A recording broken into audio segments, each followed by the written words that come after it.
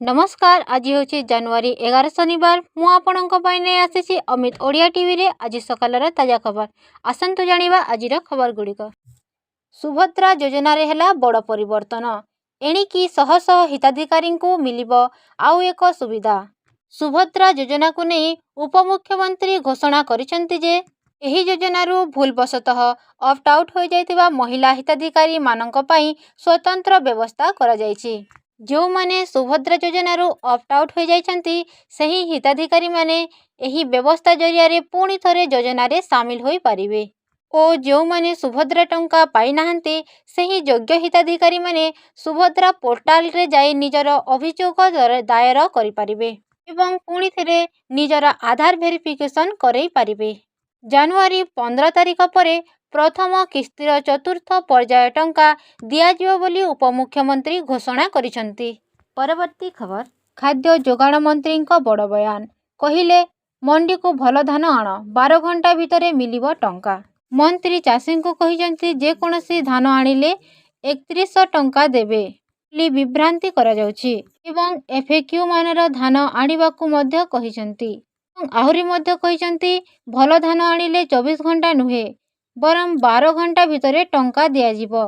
तो चाषी माने एफएक्यू मानर धान आनिबा दरकार। धान जदि अति खराब होइतिले संग्रह कराजिबो नाही बोली एभली कहिसंती। परवर्ती खबर।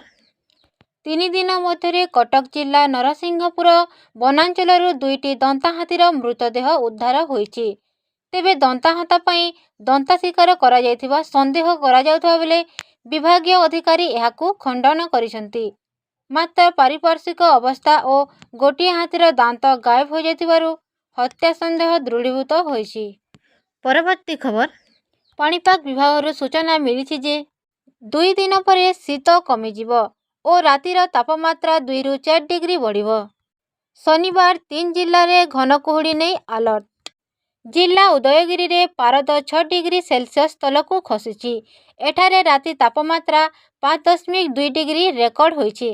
8 सहर रे पारद 10 डिग्री तले रहिछि। परवर्ती खबर। आसंता 13 तारिख रे बंद रहिबो मुख्यमंत्री जन अभियोग शुणाणी। साधारण प्रशासन और साधारण अभियोग विभाग पक्षरु मिलिथिबा सूचना अनुसार अन्यान्य गुरुत्वपूर्ण कार्य रे मुख्यमंत्री मोहन चरण माझी व्यस्त रहिबे। तेणु भुवनेश्वर यूनिट 5 स्थित मुख्यमंत्री अभियोग प्रकोष्ठ रे जनशुणाणी बंद रहिबो। परवर्ती खबर। महाकुंभ आरंभ हेबा पूर्वरु मुख्यमंत्री योगी आदित्यनाथ प्रयागराज रे शुभारंभ करिसंती माँ की रसोई। एही माँ की रसोई रे मात्र 9 टंका रे भरपूर भोजन उपलब्ध कराजिबो।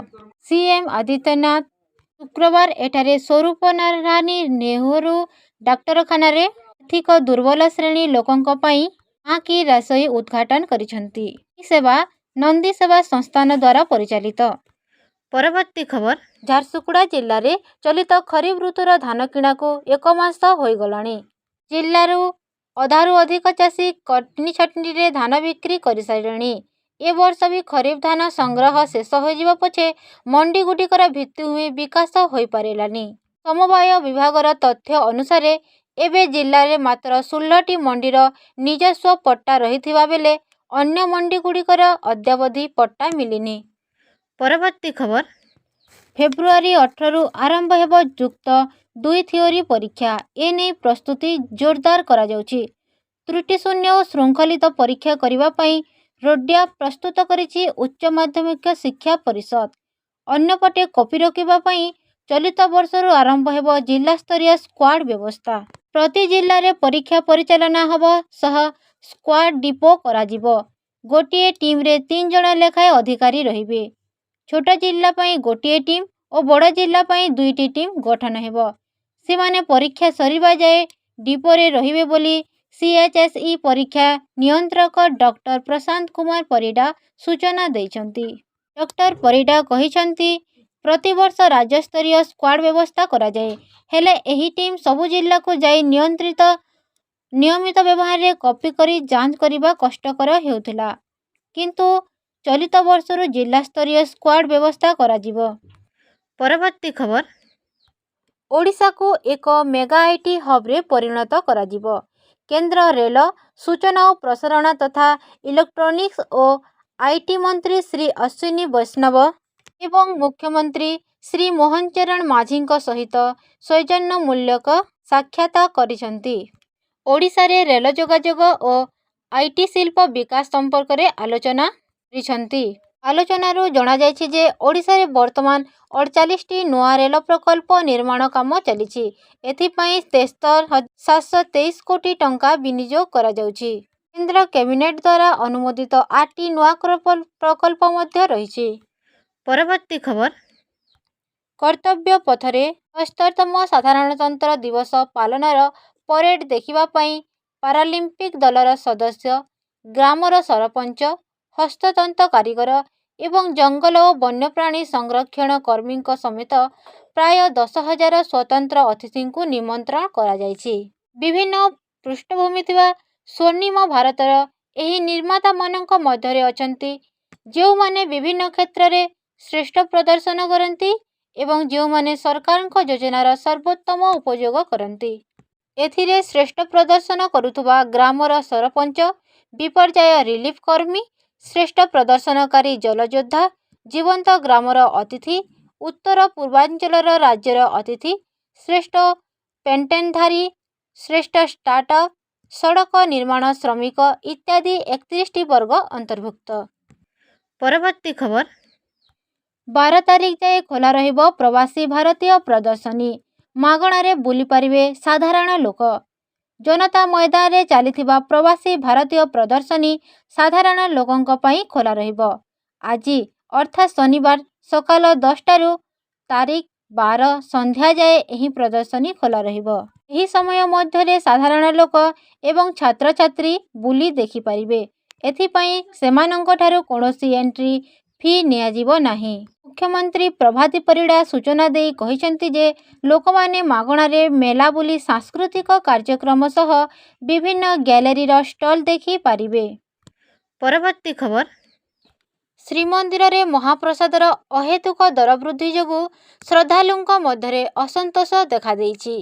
ଶ୍ରୀମନ୍ଦିରକୁ ଆସୁଥିବା କିଛି ଶ୍ରଦ୍ଧାଳୁ ମହାପ୍ରସାଦ 2 ଗୁଣା ଦର ବୃଦ୍ଧି ହୋଇଯିବା ଯୋଗୁଁ ମହାପ୍ରସାଦକୁ ସେମାନେ କିଣିବାକୁ ପଛଘୁଞ୍ଚା ଦେଉଛନ୍ତି। ସୂଚନା ଅନୁସାରେ ଶ୍ରୀମନ୍ଦିରରେ ମହାପ୍ରସାଦ ପ୍ରସ୍ତୁତି ସୁଆର ମହାସୁଆର ନିଯୋଗ ଦ୍ୱାରା କରାଯାଉଛି। ପରବର୍ତ୍ତୀ ଖବର। ବିଶ୍ୱପ୍ରସିଦ୍ଧ ଭିତରକନିକା ଜାତୀୟ ଉଦ୍ୟାନରେ ଚଳିତ ମାସ ଜାନୁଆରୀ 14 ତାରିଖ ଠାରୁ 22 ତାରିଖ ପର୍ଯ୍ୟନ୍ତ କୁମ୍ଭୀର ଗଣନା କରାଯିବ।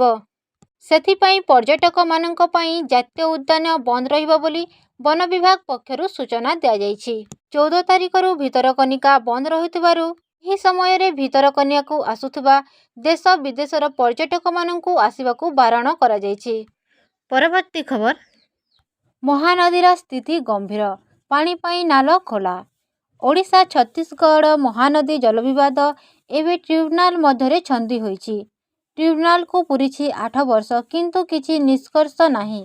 ଏଣେ ମହାନଦୀର ସାମ୍ପ୍ରତିକ ସ୍ଥିତି ବୟାନ କରୁଛି ଏହାର ସାଂଘାତିକ ଚିତ୍ର। ଖଣ୍ଡପଡ଼ା ନିର୍ବାଚନ ମଣ୍ଡଳୀରେ ପ୍ରାୟ 30 କିଲୋମିଟର ଅଞ୍ଚଳରେ ମହାନଦୀ ପ୍ରବାହିତ ହେଉଛି। ଏହାର ଜଳକୁ ଆଧାର କରି ମହାନଦୀ ତଟବର୍ତ୍ତୀ ଗ୍ରାମଗୁଡ଼ିକରେ ଅନେକ ଛୋଟ ବଡ଼ ଜଳସେଚନ ପ୍ରକଳ୍ପ ରହିଛି। ମହାନଦୀରେ ବର୍ଷକୁ ବର୍ଷ କ୍ରମାଗତ ଜଳପ୍ରବାହ ହ୍ରାସ ପାଇଚାଲିଥିବାରୁ ବହୁ ପ୍ରକଳ୍ପ ବନ୍ଦ ହୋଇସାରିଲାଣି। ପରବର୍ତ୍ତୀ ଖବର। ପାରାଦୀପ ବନ୍ଦର ନିକଟରେ ସ୍ଥାପନ ହେବାକୁ ଯାଉଛି ଜାହାଜ ନିର୍ମାଣ ଓ ମରାମତି। ଏନେଇ ରାଜ୍ୟ ସରକାର 4,000 କୋଟିର ସହାୟତା ଯୋଗାଇ ନେଇ ଘୋଷଣା କରିଛନ୍ତି। ସେହିଭଳି ଭଦ୍ରକର ଇଞ୍ଚୁଡ଼ି ଏବଂ ଦକ୍ଷିଣ ଓଡ଼ିଶାରେ ବାହୁଡ଼ାରେ 2 ନୂଆ ବନ୍ଦର ମଧ୍ୟ ସ୍ଥାପନ କାର୍ଯ୍ୟକୁ କାରୁକାର୍ଯ୍ୟ କରାଯିବ। ଶିଳ୍ପ ସଚିବ ହେମନ୍ତ କୁମାର ଶର୍ମା ସୂଚନା ଦେଇଛନ୍ତି ଯେ ଖଣିଜ ପଦାର୍ଥ ଏବଂ କୋଇଲା ପରିବହନକୁ ତ୍ୱରାନ୍ୱିତ କରିବା ଲାଗି ରେଳ ଟ୍ରାକ୍ ବିଛାଇବା ଲାଗି ମଧ୍ୟ। ପରବର୍ତ୍ତୀ ଖବର। କନଭେଣ୍ଟ ସ୍କୁଲ ଛକରେ ଥିବା ଏକ୍ସମାର୍ଟରେ ଅଗ୍ନିକାଣ୍ଡ। ଏଭଳି ଏକ ଘଟଣା ଘଟିଛି ରାୟଗଡ଼ ସହରରେ। ଲକ୍ଷାଧିକ ଟଙ୍କାର ଲୁଗା ଜଳିଯାଇଛି। ଏହି ଅଗ୍ନିକାଣ୍ଡ ସର୍ଟ ସର୍କିଟ୍ କାରଣରୁ ହୋଇଥିବା ସନ୍ଦେହ କରାଯାଉଛି। ଖବର ପାଇ ଘଟଣାସ୍ଥଳରେ ଅଗ୍ନିଶମ ବାହିନୀର ଏକ ଟିମ୍ ପହଞ୍ଚି ଘଟଣାର ନିଆଁ ଲିଭାଇବାକୁ ଚେଷ୍ଟା ଚଳାଇଛି। ପରବର୍ତ୍ତୀ ଖବର। ଲସ୍ ଏଞ୍ଜଲସ୍ ଜଙ୍ଗଲରେ ଲାଗିଥିବା ନିଆଁ ଯୋଗୁଁ 5 ଜଣ ଲୋକଙ୍କ ମୃତ୍ୟୁ ଘଟିଥିବା ବେଳେ ବ୍ୟାପକ କ୍ଷୟକ୍ଷତି ହୋଇଛି। ଲକ୍ଷାଧିକ ଲୋକ ଘରୁ ପଳାଇବାକୁ ବାଧ୍ୟ ହୋଇଛନ୍ତି। ଇତିମଧ୍ୟରେ ହଲିଉଡର ପ୍ରସିଦ୍ଧ ଚିହ୍ନ ଥିବା ହଲିଉଡ୍ ହିଲ୍ସରେ ସନେଟ୍ସ ଫାୟାର ନାମକ ଏକ ନୂଆ ନିଆଁ ଲାଗିଛି।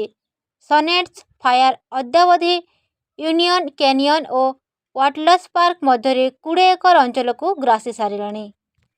ପରବର୍ତ୍ତୀ ଖବର। କାଲିଜାଇ ଯିବାବେଳେ ଯାତ୍ରୀବାହୀ ବସ୍ ଦୁର୍ଘଟଣାଗ୍ରସ୍ତ। ଜଣ୍ଡିସି ଛକରେ ଭାରସାମ୍ୟ ହରାଇ ବ୍ରିଜ ତଳକୁ ଖସିଲା ପିକନିକ୍ ବସ୍। ଘଟିଲା ଏପରି ଏକ ଦୁର୍ଘଟଣା। ମୁଁ ଜଣାଇ ଦେଉଛି ଯେ ବସ୍ରେ 40 ଜଣ ଯାତ୍ରୀ ଯାତ୍ରା କରୁଥିବା ବେଳେ 30ରୁ ଅଧିକ ଯାତ୍ରୀ ଆହତ ହୋଇଛନ୍ତି ଏବଂ ଜଣେ ପ୍ରାଣ ମଧ୍ୟ ହରାଇଛନ୍ତି। ସମସ୍ତଙ୍କ ଆହତଙ୍କୁ ରଣପୁର ମେଡିକାଲରେ ଭର୍ତ୍ତି କରାଯାଇଥିବା ବେଳେ କିଛି ଯାତ୍ରୀଙ୍କ ଅବସ୍ଥା ସଙ୍କଟାପନ୍ନ ହେବାରୁ ତାଙ୍କୁ ଭୁବନେଶ୍ୱର ସ୍ଥାନାନ୍ତର କରାଯାଇଛି। ଏହି ଘଟଣାଟି ନୟାଗଡ଼ ଜିଲ୍ଲା ରଣପୁର ଅଞ୍ଚଳରେ ଘଟିଛି। ପରବର୍ତ୍ତୀ ଖବର। କଟକ ସହର ପାଲଟିଛି ନକଲି ସାମଗ୍ରୀର ଆଶ୍ରା। ଏଠାରେ ନାମିଦାମୀ ଷ୍ଟିକର ଲଗାଇ ବିକୁଛନ୍ତି ନକଲି ଜିନିଷ। ଏମିତି ଏକ ଖବର ସାମ୍ନାକୁ ଆସିଛି ଯେ ଜଗତପୁର ଇମାନଗର ଖଇରା ପୋଲ ନିକଟରେ ଅସଲି ବ୍ରାଣ୍ଡ ନାଁରେ ନକଲି ଟାୟାର ଗୋଦାମ ଅଛି। ନାମିଦାମୀ କମ୍ପାନୀ ନାମରେ ନକଲି ସାଇକେଲ ଓ ବାଇକ୍ ଟାୟାର ଦୀର୍ଘଦିନ ହେବ ବିକ୍ରି ହେଉଥିଲା। ଏନେଇ ସୂଚନା ପାଇବା ପରେ ପୋଲିସ ଗୋଦାମକୁ ସିଲ୍ କରିଥିଲା। ଗୋଦାମର ମାଲିକକୁ ଅଟକ ରଖି ପଚରାଉଚରା କରି କୋର୍ଟ ଚାଲାଣ କରିସାରିଛି। ପରବର୍ତ୍ତୀ ଖବର। ଦିଲ୍ଲୀ ଏନ୍ସିଆରରେ ପ୍ରବଳ ଘନ କୁହୁଡ଼ି। ପ୍ରଭାବିତ ହେଲା ବିମାନ ଓ ରେଳ ଚଳାଚଳ। ଶୁକ୍ରବାର ଦିନ ଦିଲ୍ଲୀ ଏବଂ ଏହାର ପଡ଼ୋଶୀ ଅଞ୍ଚଳଗୁଡ଼ିକରେ ଶୀତର ଲହରୀ ଲାଗି ରହିଥିବା ବେଳେ ଘନ କୁହୁଡ଼ିରେ ଦୃଶ୍ୟମାନ ହ୍ରାସ ପାଇଛି, ଯାହାକି ବିମାନ ଏବଂ ଟ୍ରେନ୍ ସେବାକୁ ବାଧାପ୍ରାପ୍ତ କରିଥିଲା ଏବଂ ରାସ୍ତା ଯାତାୟାତକୁ ଯଥେଷ୍ଟ ମନ୍ଥର କରିଥିଲା। ଏହା ସହିତ ଜାତୀୟ ରାଜଧାନୀରେ ବାୟୁ ଗୁଣବତ୍ତା ସୂଚକାଙ୍କ ଗୁରୁତର ବର୍ଗକୁ ହ୍ରାସ ପାଇ 609 ସ୍ତର ରେକର୍ଡ କରିଥିଲା। ବିମାନ ଚଳାଚଳ ବାଧାପ୍ରାପ୍ତ ହୋଇଥିବାରୁ ଭାରତୀୟ ପାଣିପାଗ ବିଭାଗ ପୂର୍ବାନୁମାନକୁ ଭିତ୍ତି କରି ସହରରେ ଅରେଞ୍ଜ ଆଲର୍ଟ ଜାରି କରାଯାଇଛି। ପାଣିପାଗ ବିଭାଗ ସତର୍କ କରାଇ ଦେଇଛି ଯେ ଏହି ପରିସ୍ଥିତି ବିମାନବନ୍ଦର, ରାଜପଥ ଏବଂ ରେଳପଥ ଆଦିକୁ ପ୍ରଭାବିତ କରିପାରେ। ଦିଲ୍ଲୀ ବିମାନବନ୍ଦରର ପରାମର୍ଶଦାତା କହିଛନ୍ତି, ଘନ କୁହୁଡ଼ି ଯୋଗୁଁ ବିମାନ ପ୍ରସ୍ଥାନ ଉପରେ ପ୍ରଭାବ ପଡ଼ିଛି। ଆପଣମାନେ ଏହି ଭିଡ଼ିଓଟି ସମ୍ପୂର୍ଣ୍ଣ ଭାବେ ଦେଖିଥିବାରୁ ଆପଣଙ୍କୁ ମୋର ବହୁତ ବହୁତ ଧନ୍ୟବାଦ।